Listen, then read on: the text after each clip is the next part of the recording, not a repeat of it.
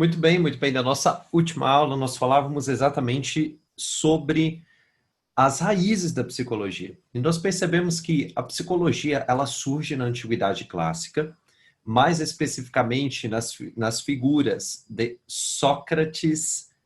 O grande pai da psicologia, na realidade, foi Sócrates, mas a gente tem uma forte contribuição de Hipócrates, que depois vai ter toda a sua teoria dos quatro humores, reformulada ou formulada de uma forma mais detalhada por Galeno, isso 7 séculos depois. Agora, a grande questão que fica é exatamente o seguinte: nós tínhamos Sócrates como grande pai da psicologia, o sujeito que definiu o termo psique, né, psique, como sendo alma. Tá? Então, a psique do ser humano era precisamente a sua alma. O que era a alma? Era tudo aquilo que não era corpo.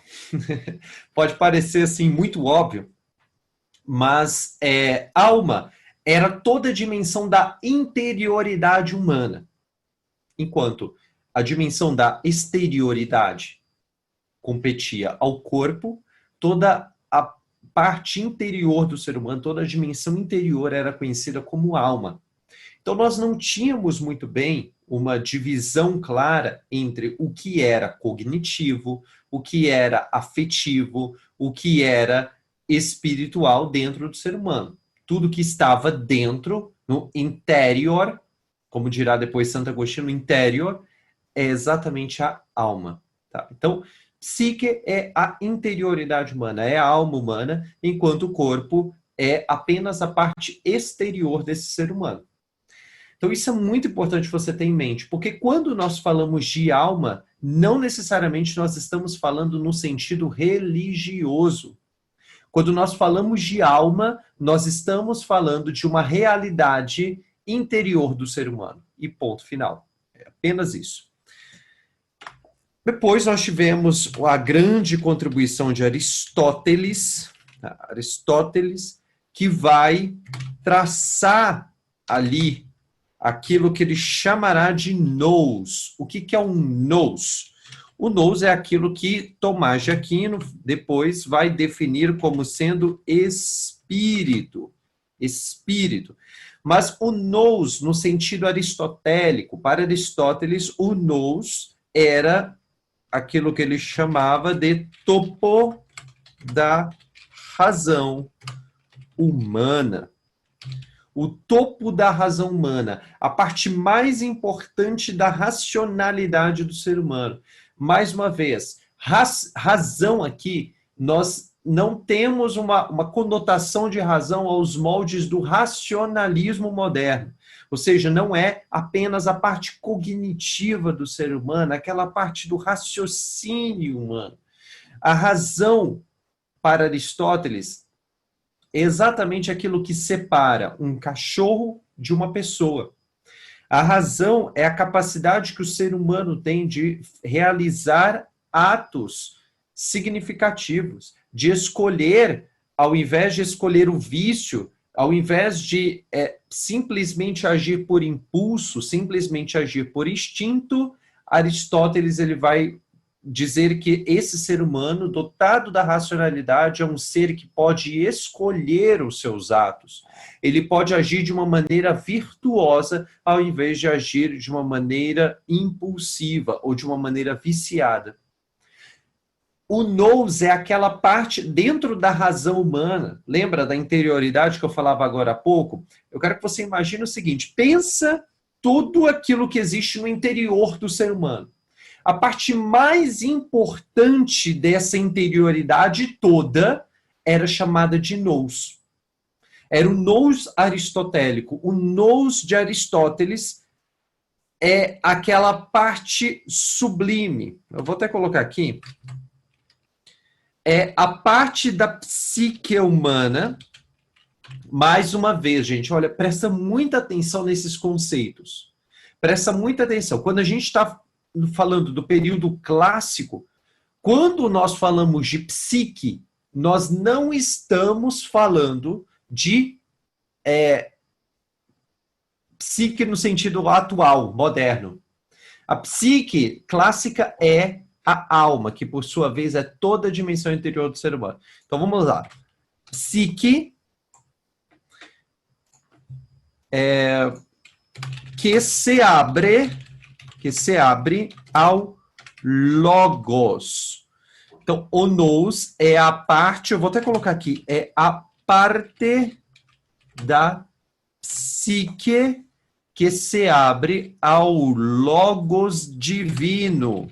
Tiago, isso daqui, porque logos divino? Era dessa forma que os clássicos, Sócrates, Platão e Aristóteles, falavam. O logos divino é um princípio que dá ordem a todas as coisas.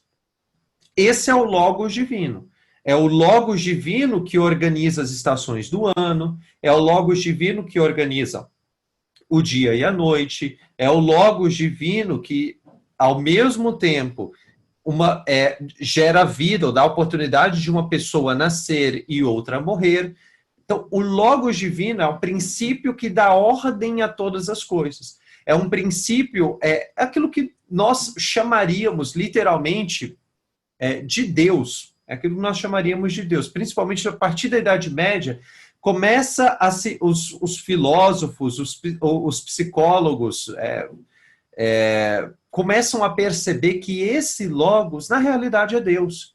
Quando nós temos o advento do cristianismo, você vai ter aquela famosa frase do Evangelho de São João, e o verbo se fez carne e habitou entre nós. A palavra verbo, na tradução grega, aparece como logos. Então, nesse momento, nós já percebemos que esse logos divino, na realidade, é uma pessoa, é a pessoa de Cristo. Mas somente na Idade Média, os pensadores vão fazer esse elo de ligação. Até então, quando nós falamos de logos divino aqui, nós estamos falando de um ser transcendente, de um princípio transcendente que não necessariamente é uma pessoa, mas é um princípio que nós ainda não sabemos o que é. Então, perceba bem, olha só, vamos olhar aqui os detalhes desse esquema que eu montei aqui. Então, vamos lá. Aristóteles dizia que o nous, aquilo que chamava de nous, a palavra grega nous, que nós traduzimos hoje como espírito, tá? Aristóteles dizia que o nous é o topo da razão humana, a parte mais importante da razão humana, da psique humana. Então, nós temos aqui a parte da psique que se abre ao logos divino. Ou seja, o nous é a parte do ser humano que se comunica com realidades imateriais, com realidades metafísicas, com realidades espirituais. Quer saber aí de uma realidade espiritual? Amor. Amor, ele não pode ser explicado simplesmente através das suas características cognitivas, das suas características afetivas, das suas características físicas. Aí o cara tá lá, todo apaixonado, o menino está lá todo apaixonado e começa a ver o seu coração palpitando. Quando ele está na frente daquela menina que ele é apaixonado, ele começa a suar frio, começa a tremer. E isso é muito nítido, mas nós não podemos dizer que amor é isso. Pode dizer, mas é porque ele ama a menina. Não posso dizer que o amor são simplesmente os seus fenômenos físicos. Da mesma forma que esse menino pensa, se ele começa a pensar muito na menina, se ele começa a nutrir um carinho, começa a ter afeto, a se sentir emocionado quando essa menina está perto, não necessariamente eu posso dizer que isso é amor. Eu posso dizer que uma pessoa ama a outra a partir do momento em que essa pessoa ela é capaz de fazer atos significativos por essa pessoa. E nesses atos significativos, o que é um ato significativo? É quando eu faço alguma coisa e por trás dessa alguma coisa existe um significado muito maior. Por exemplo, eu compro lá uma aliança de ouro e eu peço a mão da minha namorada em casamento.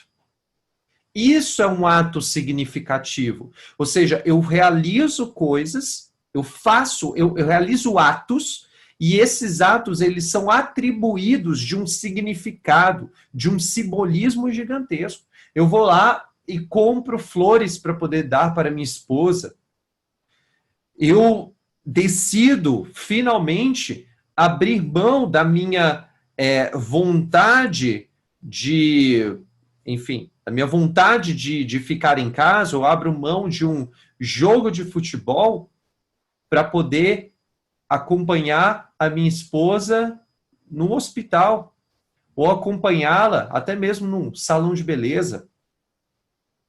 Por amor, não é porque eu quero, é por amor. Ou seja, o amor, ele é um ato em si, ele é um ato, ele é um comportamento, mas atribuído de uma carga simbólica gigantesca. Então, olha só,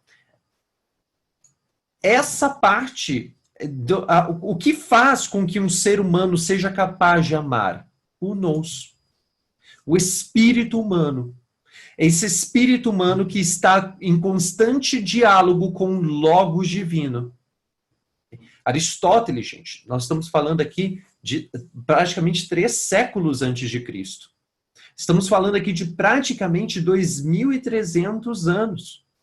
E Aristóteles, ele teve essa belíssima intuição de perceber que a nossa mente, ela se abre a algo que vai além da pessoa mesma. Então, esse é o Logos divino. Dá para a gente se aprofundar no pensamento de Aristóteles? É claro que não. Para isso, a gente tem o nosso curso de antropologia, tá? E aí a gente entra em cada um desses, entra detalhadamente nessas questões. Eu quero trazer aqui para você algumas questões pontuais que surgem na psicologia lá há 2.400, 2.300, 2.000, 1.500 anos atrás. Eu quero trazer alguns desses elementos aqui para que você possa ter uma visão geral, uma visão panorâmica de como era a psicologia antes dela se transformar na psicologia que nós conhecemos hoje. E você vai ver por que derrocado. Derrocado não é uma palavra forte demais? Olha, eu posso te dizer uma coisa. Presta atenção nessa aula. Presta atenção no caminho que nós vamos fazer aqui e você vai entender por que eu usei esse nome derrocada. Você vai ver o quanto que a psicologia era rica e o quanto nós empobrecemos a psicologia no certo sentido, tá bom? Então vamos lá. Esse Aristóteles, então, ele definiu o ser humano como sendo um ser aberto ao logos divino.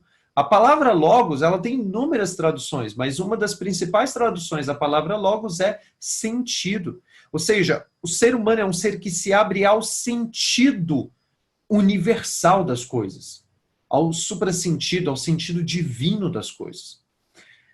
E isso já estava ali intuído lá em 2.300 anos atrás. Mas, quando nós olhamos para a realidade técnica dessa época, nós podemos perceber o seguinte. Quando nós olhamos para Sócrates, eu vou colocar só o S aqui, o que nós vemos? Nós vemos que Sócrates desenvolveu uma técnica chamada maiêutica. E essa maiêutica era uma técnica que tinha, como nas próprias palavras de Sócrates, o objetivo de parir a verdade. Sócrates, através de um diálogo ingênuo, de um diálogo onde ele fazia muitas e muitas perguntas, onde ele não se colocava numa postura de prepotência, muito pelo contrário, ele se colocava numa postura de uma pessoa humilde.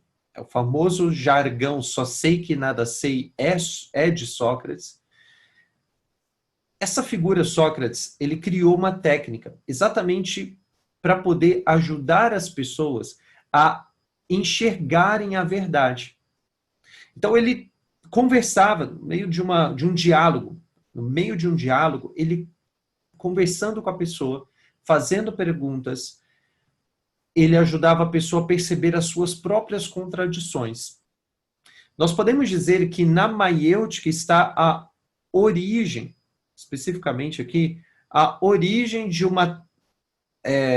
daquilo que nós temos como técnica do diálogo socrático, uma técnica terapêutica, que em si, no primeiro momento aqui, não é terapêutica, o objetivo é que não envolve saúde física, né, ou emocional, psicológica da pessoa. Mas tem um objetivo muito claro, que é exatamente ajudar a pessoa a perceber as suas contradições, as suas mentiras e buscar a verdade. Então, nós podemos dizer que, num primeiro momento, essa técnica maiêutica era uma técnica que se comunicava diretamente com o nous, diretamente com o espírito humano, aonde a pessoa ela não está buscando simplesmente a sua saúde psicológica, ela está buscando a verdade, que vai muito além da própria saúde psicológica. Uma pessoa que busca a verdade, uma pessoa que vive, que se nutre pela verdade, é uma pessoa que tem benefícios sim dentro da sua saúde psicológica. Mas esses benefícios, eles aparecem como efeito, eles não aparecem como fim. O fim é a verdade. Posteriormente, nós vamos ter a figura de Platão, vou colocar aqui só um P, tá? Platão, que vai criar um método chamado anamnese, que, no fim das contas, a palavra anamnese significa trazer à memória. A pessoa, através de um método criado por Platão, ela começava a lembrar, a ver a importância, a entrever a importância da vivência de certos valores, que é aquilo que Platão entendia como realidades mais sublimes, realidades mais elevadas. E, através da vivência desses valores, que são, no fim das contas, dessas virtudes, através da vivência desses valores, dessas virtudes, a pessoa ia cada vez mais, se lembrando da sua condição preternatural. Ou seja, a pessoa, antes dela nascer, a alma da pessoa habitava um paraíso para Platão. Tá? Para Platão, a alma da pessoa habitava um paraíso, habitava um ambiente perfeito, um lugar perfeito, onde todas as pessoas viviam plenamente o propósito de vida delas. Elas eram verdadeiramente elas. E Platão, ele diz que a anamnese, então, foi criada para que a pessoa pudesse lembrar de como ela era antes de entrar para a corrupção do mundo mortal. Aqui nós já percebemos que a pessoa ela tem um estado de perfeição, e é exatamente essa palavra, eu acho que tem tudo a ver com o pensamento de Platão. A pessoa tem um estado de perfeição para o qual ela deve caminhar. Ou seja, a condição na qual a pessoa está agora é uma condição confusa, é uma condição desordenada. E o que ela precisa fazer é galgar os passos, trilhar um caminho para alcançar esse estado de perfeição novamente, aonde a alma, a interioridade humana, a vivência de valores, a vivência de virtudes é a coisa mais importante do mundo. Bom, Sócrates, Platão, nós temos aqui a grande figura de Aristóteles que vai definir, então, o ser humano como sendo corpo, mente, espírito, ou soma, psique e nous. Nós tivemos, passando de Aristóteles, nós tivemos uma série de outros pensadores, pensadores como Plotino, que bebe da tradição de Platão, mas eu gostaria de chamar a atenção aqui, principalmente, para a figura de Santo Agostinho.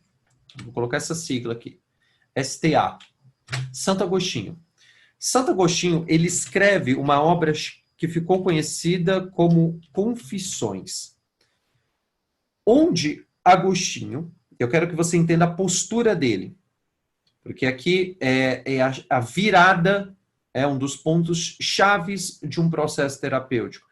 E o processo terapêutico, ele se encontra aqui com suas raízes mais nítidas no método, na técnica que Agostinho criou, que foi a técnica das confissões. Agostinho, ele tem uma vida completamente mundana, com uma filosofia, absorvendo filosofias, pensamentos, correntes de pensamentos que o afastavam da verdade. E, em determinado momento, ele teve a oportunidade de ouvir a homilia de um grande bispo, e nessa homilia ele acabou se dando conta de que o objetivo do coração de todo ser humano é buscar a verdade. Agostinho, então, depois dessa homilia, ele se converte ao cristianismo e começa a trilhar um caminho de conversão. Ele se converte, assim, ele decide abraçar o cristianismo, mas o caminho de conversão perdura por uma vida inteira. Porque a conversão é a conversão dos costumes, a conversão dos hábitos, a conversão do coração. Ou seja, você começa convertendo toda uma realidade comportamental até atingir aquelas áreas mais profundas, aquelas dimensões mais profundas que nós temos. E o que acontece é exatamente que Agostinho, no determinado momento, ele decide se colocar sob o olhar de um observador onisciente, que é exatamente Deus. Ele se coloca sob o olhar de Deus e ele começa a contar para Deus, como que se estivesse conversando com um amigo que está aqui do lado, e começa então a conversar com Deus e contar tudo aquilo que ele havia feito de ruim, o quanto que ele se afastou de Deus, o quanto que ele rejeitou a verdade. E aí ele escreve, em determinado momento das Confissões, um dos poemas mais lindos que a história já viu, que é onde Agostinho fala: tarde te amei, ó beleza tão antiga e tão nova, eis que estavas dentro e eu fora. Seguravam-me longe de ti as coisas que não existiriam senão em ti. Estavas comigo e não eu contigo. Nesse momento, o que Agostinho faz? Primeiro de tudo, Agostinho mostra para nós: estavas dentro e eu fora. Ele mostra que esse logos divino, esse verbo divino, Deus, ele não é um ser que está fora do ser humano. Muito pelo contrário. Pela sua própria característica de ser Deus, esse Deus, ele habita tudo. E ele habita, inclusive, a interioridade mais profunda desse ser humano. Num outro momento, Agostinho vai dizer que no interior interiores, no latim, que a gente não tem uma tradução muito precisa para isso, mas seria mais ou menos no interior do interior, ou na interioridade mais profunda do ser humano, está o lugar onde Deus habita. No interior interiores. Significa que para Agostinho, nós só encontraremos a nossa identidade mais profunda, quem verdadeiramente nós somos, a partir do momento em que nós conhecermos a Deus. Ou seja, conhecendo a Deus, eu conheço a mim mesmo. Conhecendo a mim mesmo, eu conheço a Deus. Ou seja, todo o processo verdadeiro de autoconhecimento, ele sempre vai culminar com a presença de Deus. Eu acho muito interessante, porque a gente está estudando aqui logoterapia, que o próprio Viktor Frankl, na sua tese de doutorado, ele vai dizer que no interior mais profundo do ser humano, ou naquela última instância do inconsciente humano, está a presença ignorada de Deus. Ali aonde naquele lugar onde nós dificilmente conseguimos acessar, naquele lugar onde só os grandes místicos conseguem acessar, está o lugar onde Deus habita.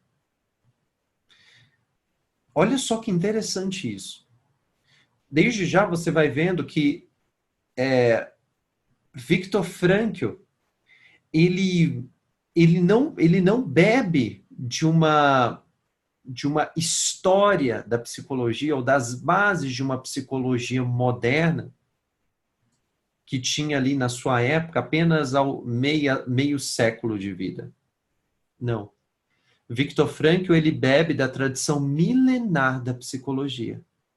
Uma tradição socrática, uma tradição platônica, uma tradição agostiniana. Ou seja, ele vai realmente na raiz da psicologia. Ele reata novamente a psicologia às suas heranças mais antigas. Agostinho, nessas confissões, então ele demonstra que existe um espaço na interioridade humana que, no fim das contas, é um mistério, que é conhecido somente por Deus e que nós nunca poderemos conhecer até as últimas instâncias. Nós nunca vamos nos conhecer perfeitamente. Por isso, nós nos dedicamos a fazer um longo caminho de autoconhecimento, mas sem ter a pretensão de que um dia nós vamos esgotar isso, porque nós não vamos. E aqui a grande questão, olha só,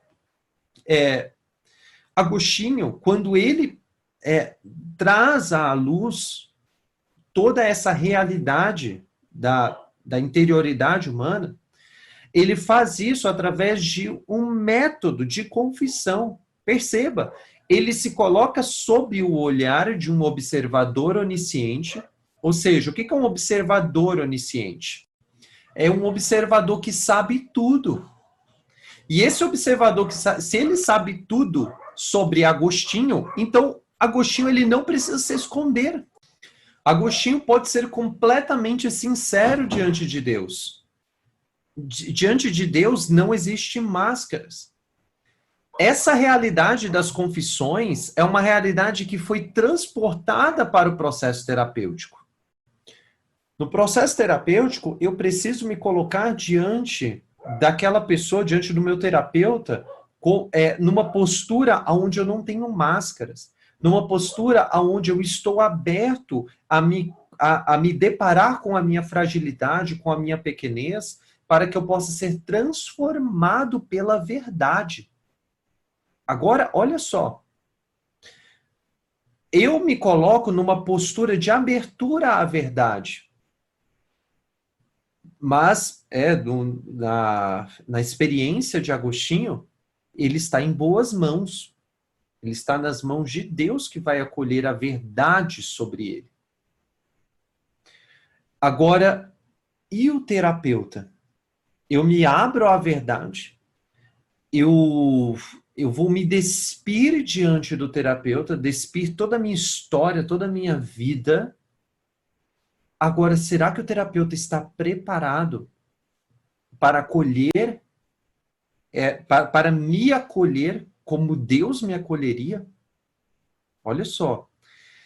E aqui é uma provocação que eu faço, a partir do pensamento de Santo Agostinho, tá?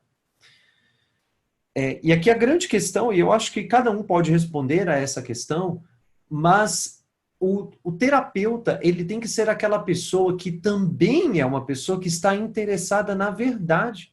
É aquela pessoa que vai olhar para Sócrates e vai usar a postura, vai adotar a técnica maiêutica, técnica de fazer perguntas, a técnica do só sei que nada sei. O interesse maior de Sócrates era a verdade, o interesse maior de Platão era a verdade, o interesse maior de Agostinho era a verdade.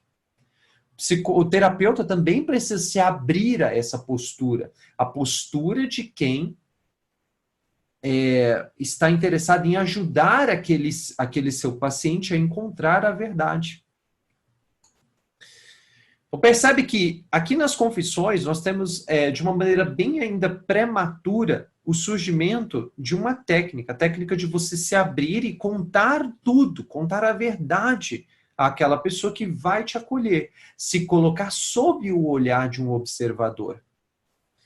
Bom, vamos passar aqui, passados aí alguns séculos, nós tivemos o surgimento de Santo Tomás de Aquino. Tá?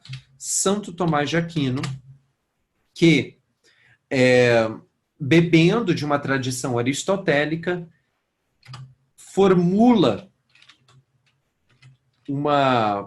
principalmente dentro das suas mais diversas obras, especificamente aqui da Suma Teológica, que na realidade não é só um livro de teologia, mas é um grande livro de filosofia, um grande livro de psicologia medieval. Tomás de Aquino vai escrever um verdadeiro tratado sobre as virtudes, vai falar sobre como que o ser humano identifica as virtudes, como que o ser humano vive essas virtudes, como que ele foge dos vícios.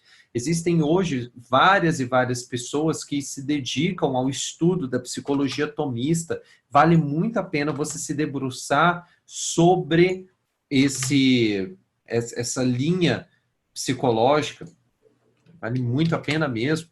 Então, ele vai escrever um verdadeiro tratado sobre as virtudes, ele vai escrever um verdadeiro itinerário. Olha só, itinerário interior. Itinerário interior. Como que você pode crescer de dentro para fora, como amadurecer, como se tornar uma pessoa que vive esse logos, que ordena a própria vida. Que ordena a própria vida. Tomás de Aquino, ele parte da ideia de que nós, por conta do pecado original, nós somos marcados por uma desordem. E essa desordem nos atrapalha, mexe com os nossos afetos, com as nossas emoções, mexe com nossas paixões e faz com que a gente não consiga enxergar a realidade. Se eu não enxergo a realidade, eu não tenho como buscar a verdade. Eu me perco diante da verdade. Se eu não busco a verdade, eu não vivo o meu propósito. Porque o propósito de vida de uma pessoa é a verdade encarnada na vida moral dessa pessoa. Então, virtudes, itinerário interior, nós encontramos um conceito em Aristóteles, em Tomás de Aquino, que depois Viktor Frankl vai resgatar, que é o conceito de unidade na multiplicidade. Ou seja, nós temos várias dimensões humanas, nós temos corpo, mente, espírito. No entanto, essas realidades, essas dimensões nossas, elas, na prática, atuam todas juntas. Não existe só uma separação teórica entre essas três realidades, mas você tem a atuação dessas diversas dimensões em um único ser humano. Em um único ser humano, com um único objetivo. Então, talvez aqui, dos pensadores que nós tivemos, Tomás de Aquino ele tenha sido o mais preciso, o autor que mais detalhou, mais detalhista em relação a essa realidade da psique humana. Tá? Bom, saindo, terminando aqui a Idade Média e entrando na modernidade, nós temos a grande figura de René Descartes. Vou colocar aqui só desde Descartes. René Descartes, ele é o precursor de uma tendência que vai acontecer ao longo de toda a modernidade, que é exatamente o reducionismo do ser humano. Então, vou até chamar atenção para isso daqui, porque reducionismo. Esse daqui é um conceito, é um termo que é muito recorrente na literatura de Viktor Frankl. O que é o reducionismo? Quando eu olho o ser humano abaixo daquilo que ele verdadeiramente é. Então, se o ser humano é corpo, mente e espírito, eu só olho o ser humano como sendo corpo e mente, o que acontece é que eu estou reduzindo esse ser humano. Esse ser humano é muito mais complexo do que uma caneta e eu estou olhando esse ser humano só como sendo uma caneta. O ser humano é muito mais complexo do que um cachorro, mas eu igualo o ser humano ao cachorro. Pode parecer besta isso, mas se você pega autores como, por exemplo, o filósofo australiano Peter Singer, atual, o que ele vai dizer? Ele vai dizer que a dignidade humana e a dignidade animal é a mesma dignidade. E por que ele pode falar? E por que ele fala isso? Porque ele considera o ser humano como sendo somente corpo e mente. Ou seja, se um animal é capaz de sofrer física e psicologicamente, o ser humano é capaz de sofrer física e psicologicamente, então os dois são iguais.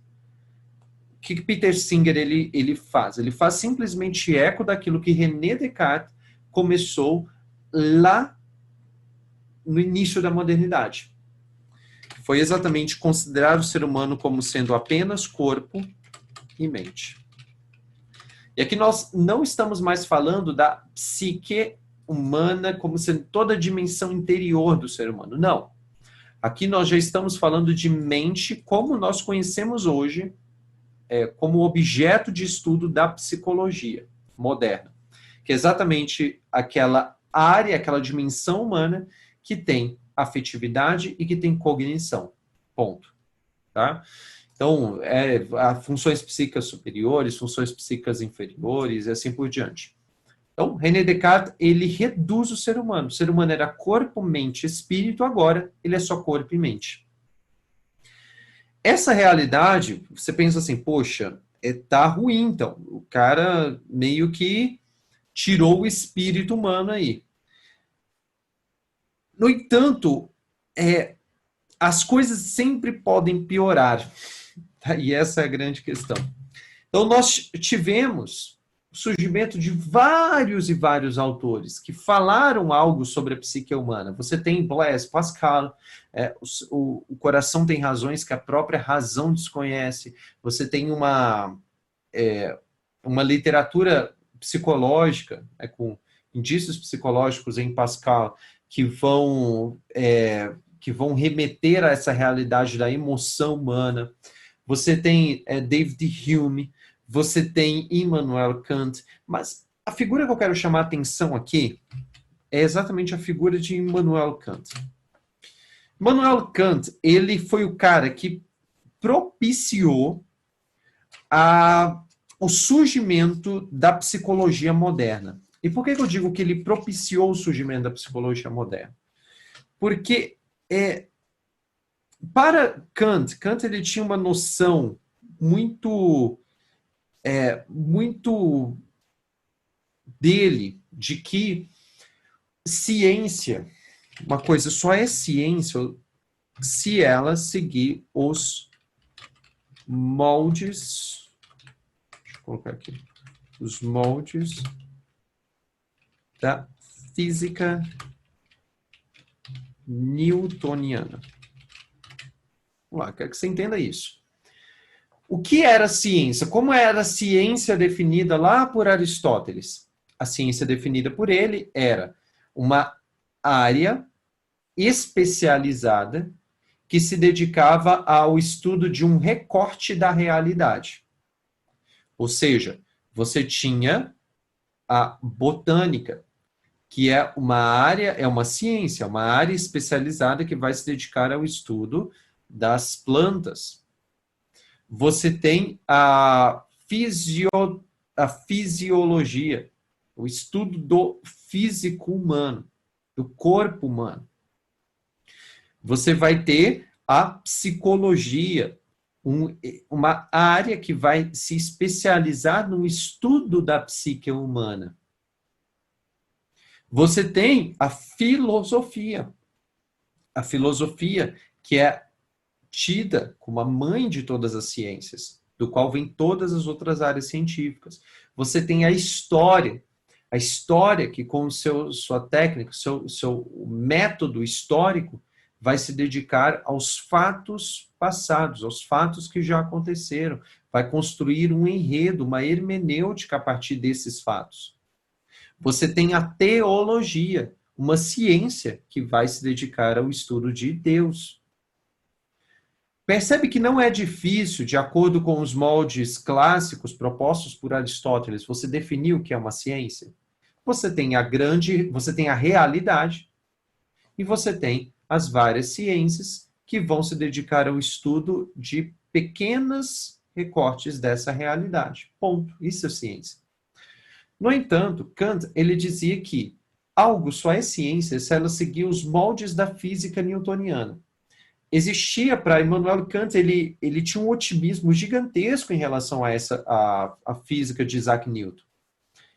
Então ele considerava que algo só é ciência se ela puder ser explicada, se for uma área cujas explicações, cujas teorias possam ser comprovadas a partir de leis de causa e efeito.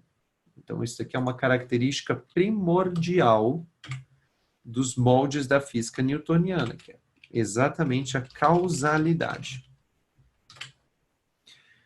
Ou seja, se eu tenho essa caneta, e eu solto essa caneta, o que vai acontecer? Ela vai necessariamente cair. Por que isso acontece? Aí você tem lá Newton, formula a lei da gravidade. Um corpo maior atrai um corpo menor. O núcleo da Terra é um corpo maior, mais denso, e ele vai atrair o corpo menos denso, que é a caneta. Em linhas gerais, isso seria a lei da gravidade de Isaac Newton, que é explicada a partir da lei da atração dos corpos. Então, você tem aqui, eu solto essa caneta, ela vai necessariamente cair. Ou seja, eu estou dizendo que a causa da queda dessa caneta é a lei da gravidade, causa e efeito. Então, o que acontece? A partir desse princípio, dessa lei redondinha, montadinha, tudo que eu quiser explicar, se eu quiser explicar a queda desse caderno, se eu quiser explicar a queda desse aparelho de ler livros, se eu quiser explicar a queda desses livros que estão aí atrás de mim, qualquer coisa que eu quiser explicar, eu tenho uma lei redondinha, uma teoriazinha redondinha que explica o que vai acontecer. Em outras épocas, um pensamento causal, esse modelo de causalidade, Aristóteles escreveu sobre causalidade, mas não dessa forma como Newton coloca. Em outras épocas, essa causalidade newtoniana, ela seria vista como magia. Ah, Tiago, magia, sim, magia. Adivinhação. E o que você vai perceber que acontece na psicologia no início dela é quase um esoterismo, aonde eu formulo princípios pautados no modelo da física newtoniana, eu tenho certos princípios causais, e eu vou buscar explicar o futuro das pessoas. Ah, Tiago, a psicologia nunca se dedicou ao estudo do futuro das pessoas. Calma aí. Eu busco interpretar o futuro, adivinhar o futuro das pessoas a partir de fatos que aconteceram no presente. Tiago, psicologia se dedicou a estudar o futuro de uma forma invertida. Quando eu digo que fulano de tal age assim, assim, assim, assado, vamos pegar um exemplo. Eu tenho um livro, eu não vou pegar ali agora, mas chama A Batalha pela Normalidade Sexual, do Gerhard van Aardwerk, né? A Batalha pela Normalidade Sexual. A obra do Gerhard, essa obra do Gerhard, ele vai falar exatamente sobre ele vai partir do princípio de que vai discorrer na realidade sobre a homossexualidade. E nessa obra ele vai dizer o seguinte: olha, o que causa a homossexualidade de uma pessoa é exatamente a pessoa ela ter sofrido um trauma, olha só, um trauma na sua infância, foi traumatizada na sua infância, em algum momento na sua infância ela foi marcada, e na sua adolescência, essa pessoa sofreu algum tipo de complexo de inferioridade, ou teve um sentimento de inferioridade em relação à sua sexualidade. Ou seja, vamos lá, um menino que foi criado, foi criado num contexto familiar onde só tinham mulheres. O que aconteceu? Ele desenvolveu alguns trejeitos alguns comportamentos de mão, de voz, né, trejeitos de voz, trejeitos corporais, que fez com que lá na adolescência essa pessoa fosse zoada. O pessoal tirasse sarro dela, fizesse bullying com ela, chamasse ele de menininha, aquela coisa toda. O que vai acontecer? Se a pessoa ela teve um trauma na sua infância que envolveu a sua sexualidade, a partir do momento que ela começa a se sentir inferior em relação à sua sexualidade, pronto, essa pessoa, então, ela se torna homossexual. Nós temos aqui uma explicação psicanalítica somada a uma explicação própria, muito própria da psicologia individual, que formulou aquela ideia do complexo de inferioridade, assim por diante.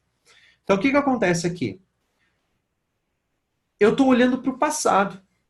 Eu estou olhando para, por exemplo, para a homossexualidade de uma pessoa agora, no hoje, mas buscando uma causa para essa homossexualidade onde? Na história da pessoa. O caminho inverso ele pode ser feito também. Ou seja, eu olho para aquilo que as pessoas estão fazendo e eu prevejo o futuro dessas pessoas, tranquilamente. Se a pessoa foi traumatizada, eu vi que ela foi traumatizada, e agora ela está sofrendo está sofrendo com um sentimento de inferioridade em relação à sua sexualidade, o que vai acontecer? Eu vou falar, essa pessoa vai ser homossexual. Qual é a característica, né, no meio dessa história toda que está faltando aqui? Está faltando o quê? Espírito humano. Está faltando a decisão pessoal de um indivíduo.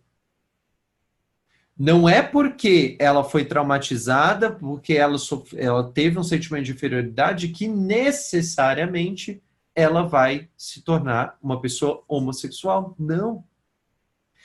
Quando nós falamos de gente, nós não podemos falar de leis de causa e efeito. Se tarará, tarará, tarará, então tarará, tarará, tarará. Eu não posso fazer isso.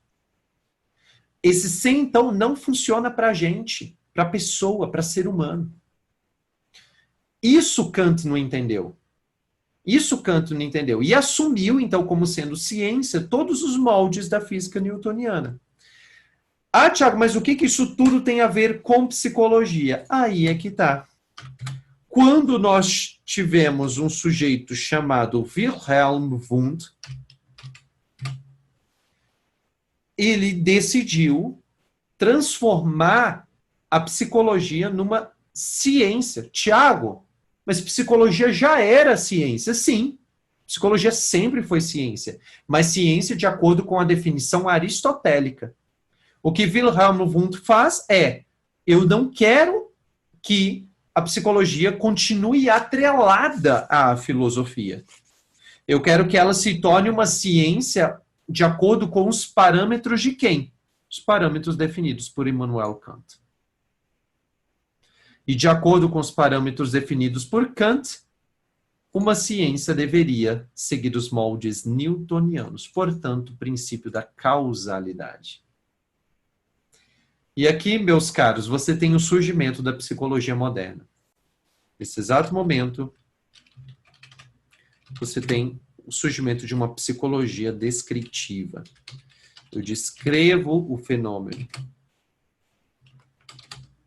Uma psicologia experimental. Não tem problema de ser uma psicologia experimental. Né? Eu acho que uma área de estudo experimental dentro da psicologia é muito importante, principalmente quando se trata de processos terapêuticos que podem vir a funcionar, processos educativos que podem vir a funcionar. Veja a análise experimental do comportamento, veja aí a própria neurociência. O problema não está no geral se especializar. Isso é de Frankl. O problema não é o geral se especializar, o problema é o especialista se generalizar. Ou seja, é eu pegar uma visão de mundo como essa princípio da causalidade, e querer interpretar o ser humano inteiro a partir desse princípio da causalidade. E foi exatamente o que aconteceu. Você tem uma psicologia que surge, é um grande nome da psicologia, você tem um surgimento de uma psicologia experimental que surge com essas características. Eu quero encontrar os princípios a partir dos quais eu posso controlar o comportamento humano. E você tem um surgimento das psicologias experimentais, depois o estudo mais avançado das psicologias comportamentais. Você tem o surgimento de uma área da psicologia que quer fazer diferente, que é a psicanálise. Aí a psicanálise vai e começa a explicar o ser humano não a partir de comportamentos externos, não a partir do meio no qual a pessoa cresceu, mas começa a explicar a pessoa a partir de mecanismos de funcionamento dentro da realidade intrapsíquica do ser humano. Mais uma vez, descritivo e experimental. Ou mais descritivo, né, no caso da psicanálise. A grande questão é que, nesse momento, você tem o surgimento da psicologia moderna. E com a psicologia moderna, nós trazemos para dentro da psicologia toda a carga kantiana, newtoniana, para essa realidade psicológica. E isso é um problema. Isso é um problema porque a visão de ciência, a visão de psicologia vai ser limitada. E você vai ver, ao longo desse nosso curso, ao longo das nossas aulas aqui, você vai ver o quanto que essa realidade kantiana, esse pensamento de Immanuel Kant dentro do contexto da psicologia, limitou muitíssimo. Acabou com a psicologia. Claro que ela vai ser resgatada, novamente. E Viktor Frankl tem um papel primordial dentro dessa reconstrução da psicologia. A psicologia acabou de vez? Claro que não. A psicologia ela só precisava de um elo de ligação novamente com a sua tradição, com o seu elo tradicional, e justamente esse elo com a tradição, quem vai fazer vai ser o próprio Viktor Frankl. Mas eu queria trazer aqui para você só o panorama do que foi acontecendo com a psicologia ao longo dos séculos. Desde Descartes, nós já temos aqui um esquecimento do espírito humano. A partir daqui, ser humano é só corpo e mente e nada mais do que isso. Tá? E é exatamente isso que nós chamamos de reducionismo.